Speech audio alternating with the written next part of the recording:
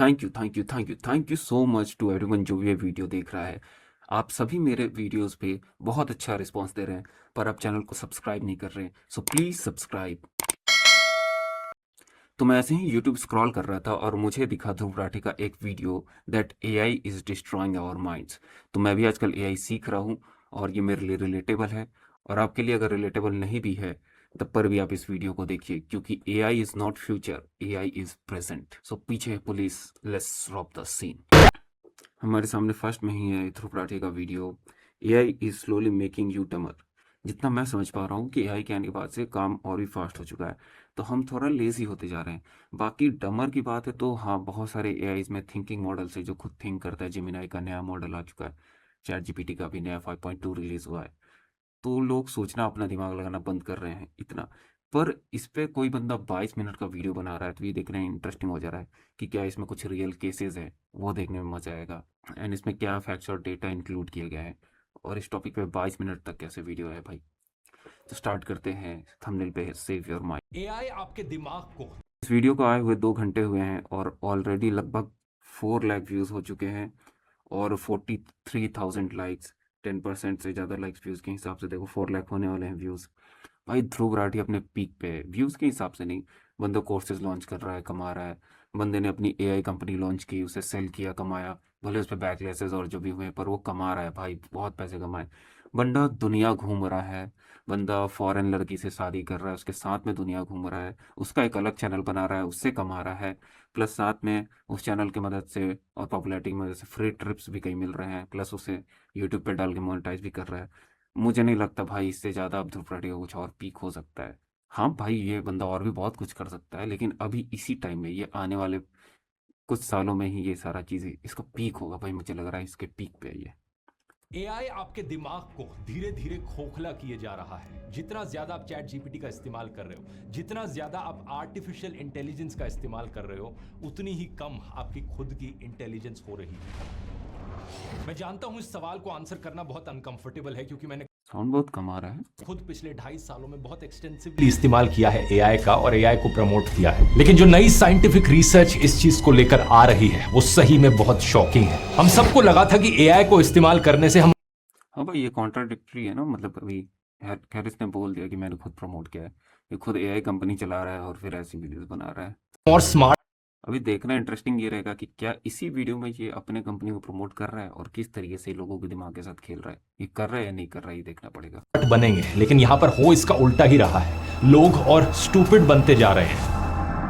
नमस्कार दोस्तों, आज से करीब 10 साल पहले याद करके देखो, आपको कितने फोन नंबर्स याद थे? 7-8 फोन नंबर्स, 4-5 फोन नंबर्स, या कम से कम 2-3 फोन नंबर्स तो आपको याद ही होंगे। लेकिन आज 2025 में सोचो आपको कितने फोन नंबर्स याद हैं? मुश्किल से 1-2 फोन नंबर्स याद होंगे। ऐसा इसलिए है क्योंकि अब सब नंबर्स फोन में सेव्ड होते हैं और उन्हें याद रखने की जरूरत नहीं पड़ती।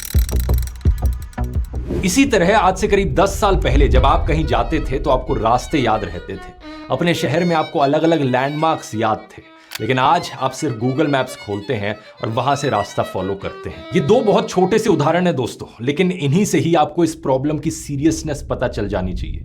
आगे वीडियो में मैं आपको वो साइंटिफिक स्टडीज दिखाऊंगा जो दिखाती हैं कि जो लोग गूगल मैप्स का कम इस्तेमाल करते हैं या बिल्कुल नहीं करते, फॉर एग्जाम्पल टैक्सी ड्राइवर्स, उनके ब्रेन का एक पूरा हिस्सा ज्यादा बड़ा होता है एवरेज लोगों के कंपैरिजन में। इमेजिन करके देखो, और गूगल मैप्स में तो पूरा मुद्दा सिर्फ रास्ते याद रखने का है। एआई चैटबॉट्स तो आपके लिए पूरे के पूरे एसेज लिख सकते हैं, आपके लिए कोड कर सकते हैं, बिजनेस डिसीजन से लेकर इन्वेस्टमेंट्स और आइडियाज जनरेट कर सकते हैं। यहां पर एक बहुत इनकन्वीनियंट सवाल खड़ा होता है दोस्तों, क्या एआई का इस्तेमाल करना लोगों को और स्टूपिड बना रहा है? पिछले कुछ महीनों में नई साइंटिफिक स्टडीज पब्लिश हुई हैं इस सवाल को लेकर, और उनके रिजल्ट्स बहुत शॉकिंग हैं। आइए जानते हैं आज के इस वीडियो में दोस्तों।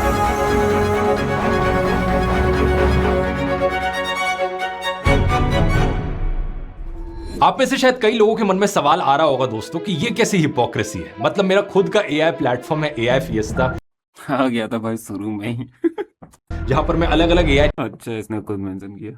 चैटबॉट्स ऑफर करता हूं आपको, और आज मैं खुद ही एआई की इतनी बुराई कर रहा हूं। वेट अ मिनट, पर इसने अपने एआई फेस के बारे में बात तो कर दी ना। मैंने बोला था ना, देखना पड़ेगा लोगों के दिमाग से कैसे खेल रहा है ये। कैसे, अगर ये एआई के अगेंस्ट में वीडियो बना रहा है तो अपना बॉट कैसे प्रमोट कर रहा है।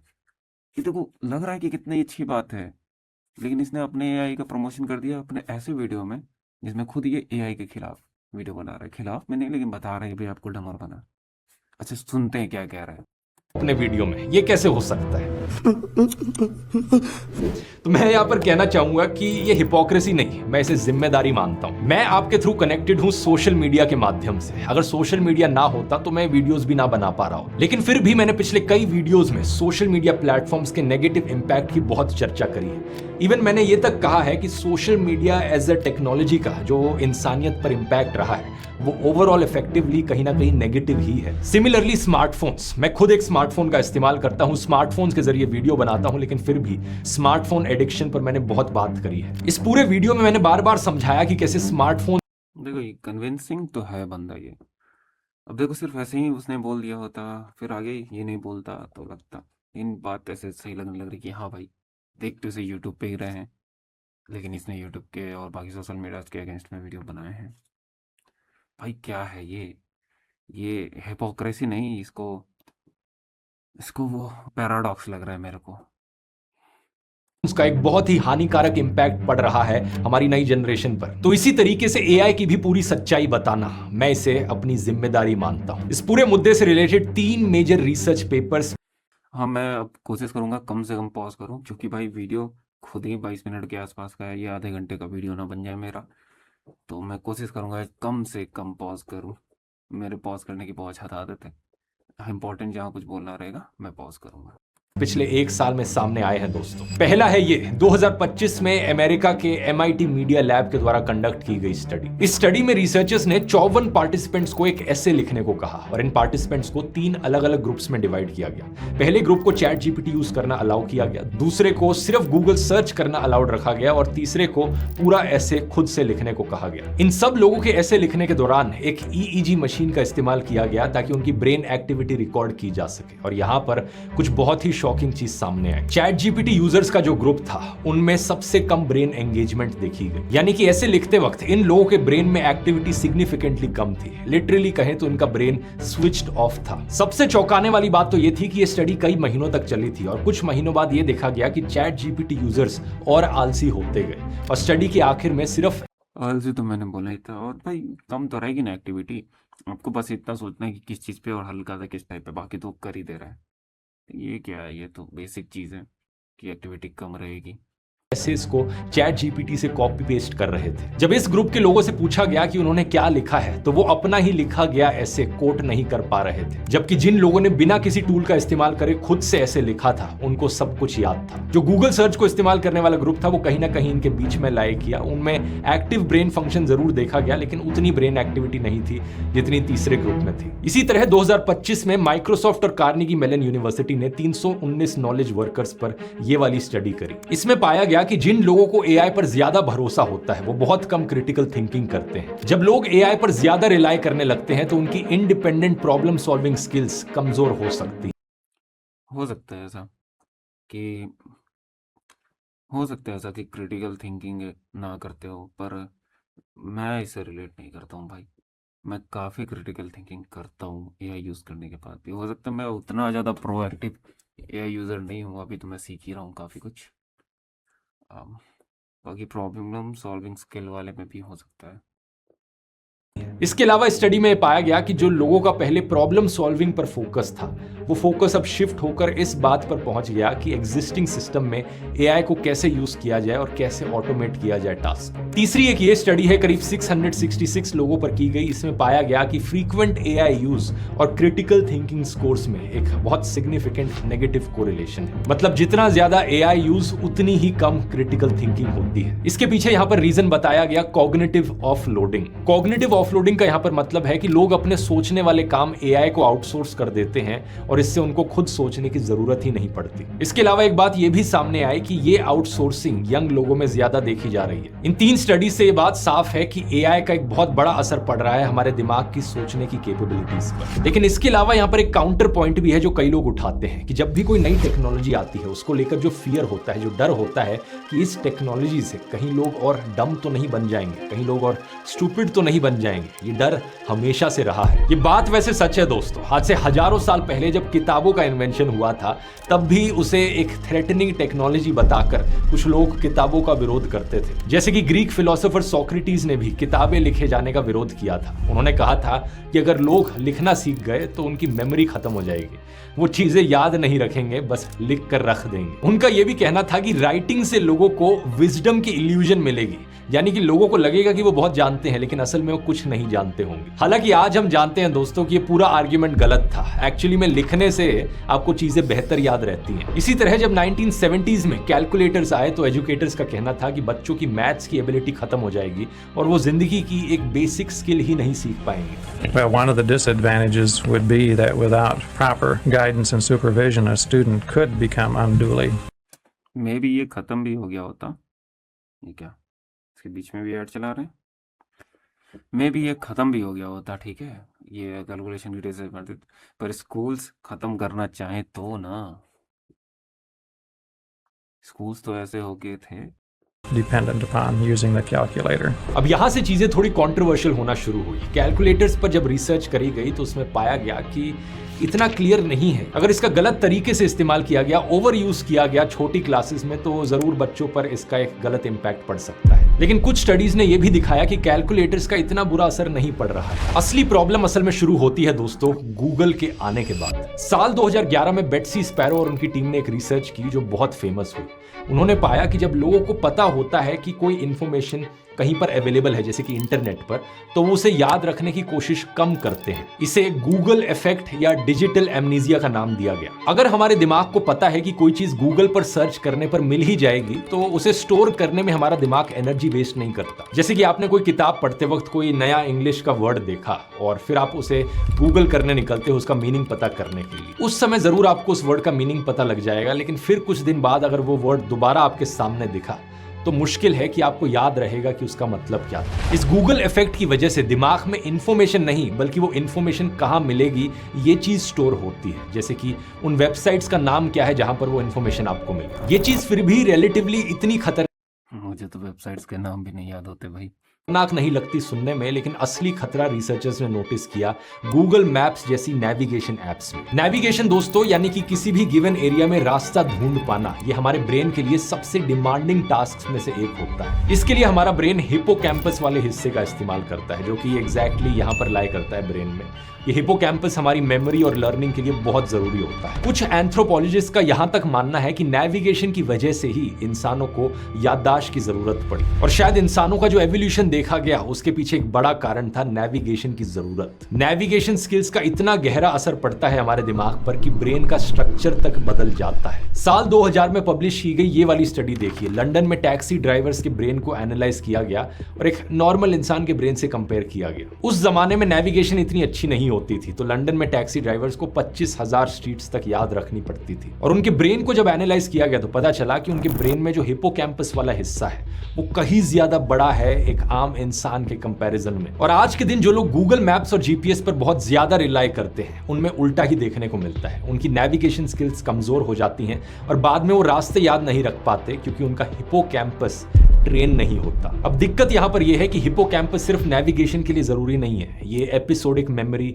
फ्यूचर इमेजिनेशन और कॉन्सेप्ट्स कनेक्ट करने के लिए भी बहुत जरूरी है। जब आप अपनी नेविगेशन स्किल्स इस्तेमाल नहीं करते तो आपकी ये सारी बाकी एबिलिटीज भी कमजोर होने लगती हैं। और अब आप इमेजिन कर सकते हो दोस्तों कि एआई का किस लेवल का खतरनाक इंपैक्ट पड़ेगा लोगों के दिमाग पर। एआई की वजह से हम सोचना ही कम कर रहे हैं और इससे दिमाग के कौन कौन से हिस्सों पर इंपैक्ट पड़ेगा ये असर जानने में कुछ सालों का समय लग सकता है, क्योंकि रिसर्च करने में टाइम लगता है और लॉन्ग टर्म इंपैक्ट पता करने में कई साल लग सकते हैं। लेकिन अभी तक बताई गई इंफॉर्मेशन से आप अंदाजा जरूर लगा सकते हैं कि चीजें किस दिशा में आगे बढ़ रही हैं। एक ह्यूमन ब्रेन बॉडी का सिर्फ 2% हिस्सा है लेकिन 20% एनर्जी कंज्यूम करता है। इसलिए एवोल्यूशन ने हमें कॉग्निटिव माइजर यानी दिमागी रूप से कंजूस बनाया है। सभी इंसानों की टेंडेंसी होती है कि हम किसी भी काम में कम से कम मेंटल एफर्ट करना चाहते हैं और जहां भी कम दिमाग लगाने का मौका मिले वहां हम कम से कम दिमाग लगाते हैं। जब हमारे ब्रेन को पता चलता है कि कोई रिलायबल एजेंट उसका काम हैंडल कर रहा है तो वो एनर्जी बचाने के लिए खुद को स्विच ऑफ कर देता है। लेकिन इसमें प्रॉब्लम प्रॉब्लम यह है कि हमारे ब्रेन को सीखने के लिए, लर्न करने के लिए फ्रिक्शन चाहिए। अगर कोई चैलेंज नहीं होगा तो वो कुछ भी नहीं सीखेगा। और जब तक आप खुद से स्ट्रगल नहीं करेंगे, खुद से सोचेंगे नहीं, खुद से गलती नहीं करेंगे,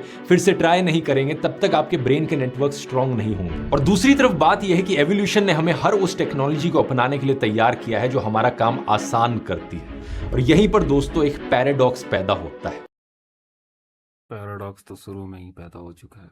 हमें अपना काम आसान भी करना है, लेकिन अपने ब्रेन को चैलेंजेस और कॉम्प्लेक्स प्रॉब्लम सॉल्व करने के लिए तैयार भी करना है। एआई की वजह से सबसे ज्यादा खतरा उन लोगों को है जो किसी काम को बहुत डीपली करना नहीं जानते हैं, क्योंकि अब एआई की वजह से उनके दिमाग में वो सारे प्रोसेसेस डेवलप ही नहीं होंगे जो ग्रंट वर्क से आते हैं। ग्रंट वर्क यानी वो काम जो बहुत रेपिटेटिव, बोरिंग और फिजिकली डिमांडिंग काम होते हैं, जैसे कि स्टूडेंट्स के लिए एक लंबा सा एसे लिखना, बहुत मेहनत लगती है खुद से करने में, या फिर नए एम्प्लॉयज के लिए डॉक्यूमेंट्स को समराइज करना, बेसिक कोड लिखना, रूटीन ईमेल्स भेजना। ये काफी बोरिंग से काम है जिन्हें शुरू में करने में काफी टाइम लगता है, लेकिन बाद में जैसे जैसे हम इन कामों को करते जाते हैं हम स्पीड पिकअप कर लेते हैं। इन कामों को हम जल्दी करने लगते हैं और इसी प्रोसेस में बहुत सी नई चीजें सीखते हैं।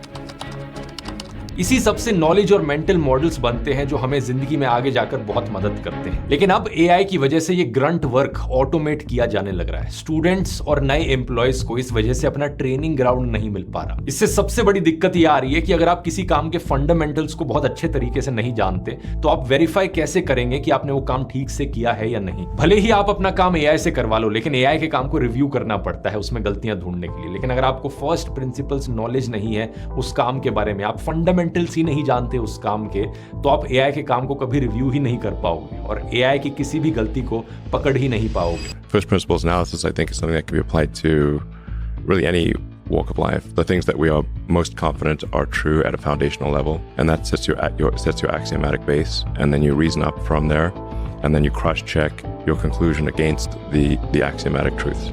अब यहां पर सवाल उठता है दोस्तों कि एआई से हो रहे इस नुकसान को कैसे रोका जा सकता है। सबसे पहला सॉल्यूशन आपके दिमाग में आएगा कि बॉयकॉट कर दो एआई को, एआई का इस्तेमाल करना ही बंद कर दो।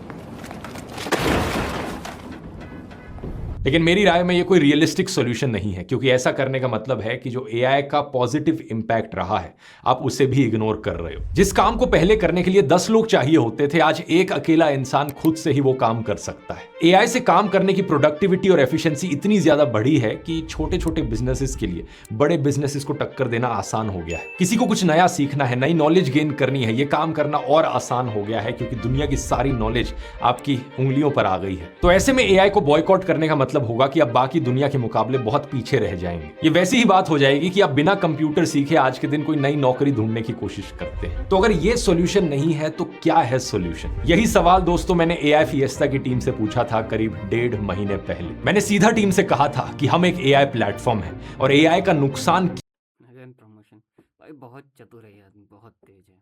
क्या हो रहा है इन रिसर्च पेपर्स में साफ दिखाई दे रहा है। तो ये हमारी जिम्मेदारी बनती है लोगों के प्रति कि इस एआई के नेगेटिव इंपैक्ट को काउंटर करने के लिए हम कदम उठाएं। क्योंकि मैं जानता हूं ये बड़ी बड़ी $1 बिलियन कंपनीज तो कुछ नहीं करने वाली, उन्हें सिर्फ अपने इन्वेस्टर्स की पड़ी है, अपने शेयर प्राइस की पड़ी है। वो तो चाहते हैं कि लोग उनके प्लेटफॉर्म के एडिक्ट बन जाए और उनके लिए तो बेस्ट केस सिनेरियो यही होगा। अगर लोग एआई चैटबॉट्स का इस्तेमाल करके और स्टूपिड बन रहे हैं तो ये तो अच्छी ही चीज है। वो और डिपेंडेंट बनेंगे हमारे चैटबॉट पर और ज्यादा उसे यूज करेंगे, हमारे लिए और ज्यादा प्रॉफिट होगा। लेकिन एआई फिएस्टा में दोस्तों हमारे ऊपर ना किसी इन्वेस्टर का प्रेशर है, ना किसी स्टॉक मार्केट का प्रेशर है। तो जेन्युइनली मैं फोकस कर सकता हूं इससे लोगों की लाइफ बेहतर बनाने पर। इस पूरे मुद्दे में हमारी टीम ने जो रूट कॉज आइडेंटिफाई करी वो ये है कि हमारे ब्रेन को भी उसी तरीके से ट्रेन करने की जरूरत है जैसे हमारी बॉडी को जरूरत है। मॉडर्न जमाने में टेक्नोलॉजी आने के साथ साथ जैसे जैसे कन्वीनियंस। ये फिर से अपना कोई कोर्स तो नहीं बेचने वाला यहाँ पे कि भाई आप मेरा एआई भी यूज करो, मेरा कोर्स भी लो और अपना ब्रेन ट्रेन करो। देखते हैं। बड़ा है, हमारी डेली एक्सरसाइज वैसे वैसे कम होती गई है। कहीं इधर से उधर जाना है गाड़ी में बैठ के जा सकते हो, कोई फ्लोर्स चढ़ने हैं एस्केलेटर्स पर चढ़ सकते हो, लिफ्ट्स आ गई हैं। लेकिन हमारी बॉडी काम करती है यूज इट और लूज इट की फिलॉसफी पर। हमें अच्छी हेल्थ बनाए रखनी है तो बॉडी को ट्रेन करना पड़ता है, स्पोर्ट्स खेल के, जिम जाकर, एक्सरसाइज करके रेगुलरली। और हमने रियलाइज किया दोस्तों एआई के इस नेगेटिव इंपैक्ट को काउंटर करने का एक बड़ा सोल्यूशन रहेगा ब्रेन ट्रेनिंग। हम अपने ब्रेन को भी वैसे ही ट्रेन करें चैलेंजेस और डिफिकल्टीज देकर जैसे हम अपनी बॉडी को ट्रेन करते हैं। इसलिए दोस्तों अब हमने एआई फिएस्टा प्लेटफॉर्म के अंदर ही ब्रेन ट्रेनिंग एक्सरसाइजेज इंक्लूड कर दी है। मैं सीधा आपको खोलकर इसकी एक झलक दिखाना चाहूंगा। देखो प्रमोशन मेरे को लगा अलग से कोर्स बचेगा पर उसी में इंक्लूड कर दिया है। और ये बहुत इजी हो गया है अभी एआई से जो कोडिंग हो रही है ना, नो कोडिंग वाली चीज़ें, बिना कोड किए आप बना सकते हो, उससे बहुत ये चीज़ें इजी हो गई हैं। तो वो इजीली इसमें इंटीग्रेट किया जा सकता है और इसने कर दिया है। और देन प्रमोट करेगा कि आप हमारा एआई फिएस्टा ले लो, यहाँ से यूज़ करो, यहाँ मल्टीपल एआईज हैं। एंड अब तो आप वहाँ पे ये भी कर सकते हो कि अपने आप को डम होने से बचा सकते हो। बहुत शार्प माइंडेड है भाई ये आदमी, इसी तरह नहीं इतने ऊपर बैठा हुआ है।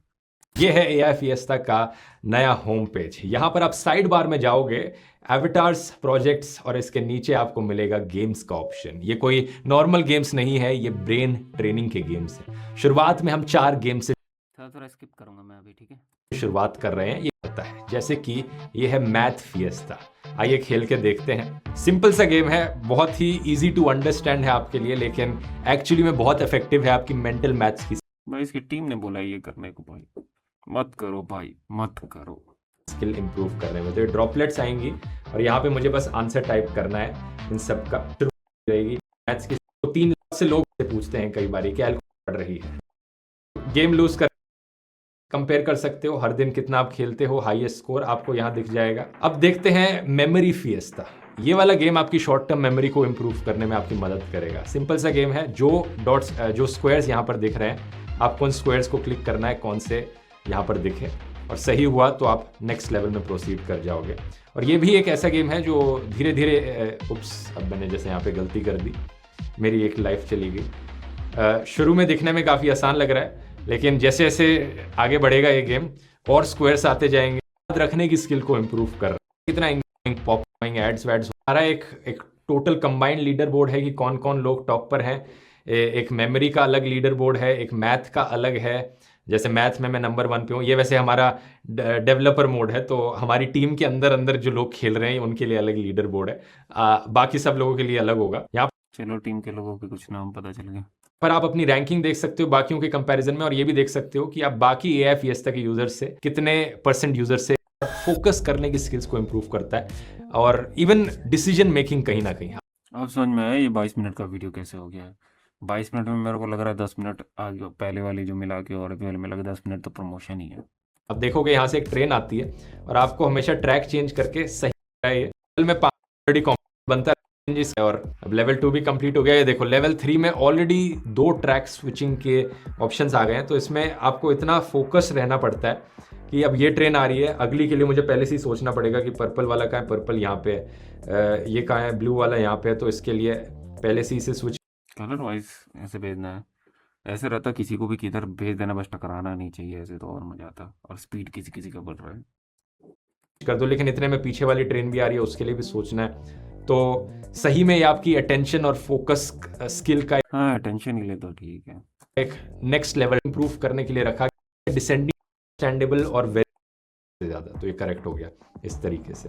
इससे धीरे धीरे जैसे आप प्रैक्टिस करोगे आपको पता लगेगा, हर एक वर्ड का मीनिंग यहाँ पे आई पे क्लिक करके देख सकते हो। लेकिन हमेशा ये हेल्पफुल नहीं होगा, क्योंकि जैसे जैसे ये चैलेंजिंग बनता जाएगा एक्चुअली में बहुत चैलेंजिंग वर्ड्स आते रहेंगे। और सबसे बढ़िया चीज ये है दोस्तों कि हमने इन गेम्स में कोई लिमिट नहीं रखी है। अगर आप एक AI फिएस्टा के सब्सक्राइबर हो, आप अनलिमिटेड टाइम के लिए इन गेम्स को खेल सकते हो। और AI फिएस्टा का सब्सक्राइबर बनने के लिए प्राइस वही है, कोई एक्स्ट्रा कॉस्ट नहीं है, 999 रुपीज देखो बोलो फिर प्रमोट करेगा पर मंथ। और अगर आप एक फिर आप इस QR कोड को स्कैन कर, ये सब आपको फ्री में मिलते रहे। ऐप भी लॉन्च, ऐप में आने में थोड़ा सा ये आपकी बहुत बड़ी डिमांड रही थी कि AI फिएस्टा में मेमोरी होनी चाहिए, अब आ गई है मेमोरी। AI जो आया था फ्रेंच कंपनी का मिस्ट्रल, अब आप 9 अलग अलग AI से साथ में जवाब मंगवा सकते हो। और इतने सारे जवाबों को पढ़ने में भी टाइम लगता है, तो एक कंसेंसस का फीचर भी है कि सबके जवाबों की समरी क्या रही है, इस बटन पे क्लिक करके अब आप आसानी से जान सकते हो। और दोस्तों ब्रेन ट्रेनिंग में मैं स्पेसिफिकली कहना चाहूंगा कि ये बस शुरुआत है। ये 4 ब्रेन ट्रेनिंग की गेम्स लॉजिकल रीजनिंग पर फोकस करते हुए ढेर सारे स्मार्टर बने, स्टूपिड नहीं। रोजाना अपने दिन में एक्चुअली में आपकी ये स्किल्स इंप्रूव हो रही हैं टाइम के साथ साथ। और यहां पर मैं ये भी कहना चाहूंगा कि ये एक ऑनगोइंग प्रोसेस है। जितने भी नेगेटिव इंपैक्ट्स AI के निकल कर आ रहे हैं, आने वाले महीनों में हम कोशिश करेंगे एक एक करके AI आपके सवालों का जवाब इंस्टेंट जाने ना दे। अगर आप बेस्ट AI प्लेटफॉर्म बनाना चाहता हूं और बेस्ट कंपनी है, बल्कि आपको रिएक्शन करके प्रमोशन पे रिएक्शन स्ट्राइक ना मारते ये इंपावर करे। इसके अलावा मैं मत बनो। और यही चीज गूगल मैप्स के लिए भी एप्लीकेबल है। हफ्ते में कुछ दिन कोशिश करो बिना इन एप्स के काम करने की। एआई का इस्तेमाल एक टूल की तरह अपने काम को और प्रोडक्टिव और एफिशिएंट बनाने के लिए किया जाना चाहिए, लेकिन इस प्रोसेस में अपनी फंडामेंटल स्किल्स को लूज मत करो। ऐसे लिखना सीखो, ईमेल्स लिखना सीखो, राइटिंग सीखो, वोकैबुलरी सीखो, मैथ्स सीखो और सबसे जरूरी चीज सोचना सीखो। ऐसा करने से आपको बेस्ट ऑफ बोथ वर्ल्ड्स मिलेगा, एआई की एफिशिएंसी और अपने दिमाग की शार्पनेस। एआई की कन्वीनियंस और हमारे ये सही बात ही अच्छा है। और भाई थोड़ा मेरा मूड ऑफ हो गया था, इसलिए जो भी बोल दे भाई, जिसको बुरा लगा वो बुरा मत मानना। मैं एडिट में रखूंगा, वैसे ही काटूंगा नहीं, ठीक है? या मैं भी काट भी दूं। इंटेलिजेंस में हमें चूज करना जरूरी नहीं है, हम दोनों चीजों को रख सकते हैं अपने साथ। एंड में बस एक चीज याद रखो दोस्तों, हमारा ब्रेन एक मसल की तरह है, उसे जितना ज्यादा इस्तेमाल करोगे वो उतना ही अच्छा काम करेगा। तो जाओ यहां क्लिक करके एआई फिएस्टा पर ट्राई करो ब्रेन ट्रेनिंग एक्सरसाइज। बाप रे बाप, कितना प्रमोशन प्रमोशन, शुरू में प्रमोशन, बीच में प्रमोशन, लास्ट की थोड़ा देर थोड़ी सी इन्फॉर्मेशन एंड देन प्रमोशन। भाई हो गया भाई। तो वही थी वीडियो भाई। मैं बोलूँ 22 मिनट का वीडियो कैसे बना है भाई? प्रमोशन घुसा घुसा के बनाया भाई, थोड़ा रिसर्च वगैरह था, बहुत बेसिक, बहुत कम था। उफ, ठीक है भाई। वीडियोस अच्छी लगी हो अगर तो लाइक कर देना, नहीं तो चैनल सब्सक्राइब करके जरूर जाना। मिलते हैं नेक्स्ट वीडियो में, बाय बाय।